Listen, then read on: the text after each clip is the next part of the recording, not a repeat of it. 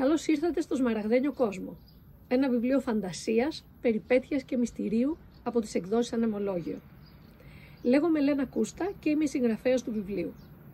Παράλληλοι κόσμοι, ταξίδια πέρα από τη γη, γνωριμία με κατοίκους άλλων πλανητών που δεν έχουν φύλο, καθώς και αναφορές στη μοριακή βιολογία που λόγω της ιδιότητάς μου, είμαι γιατρός ενδοκρινολόγος, έχω ενσωματώσει στο βιβλίο.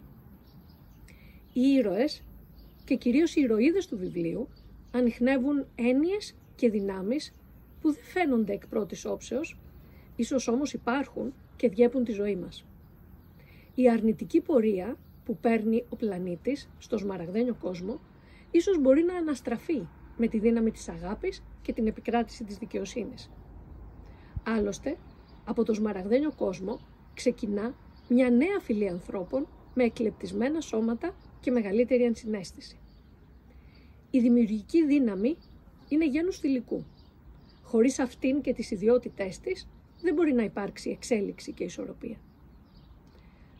Ο Σμαραγδένιος Κόσμος υπάρχει άραγε? Πού βρίσκεται?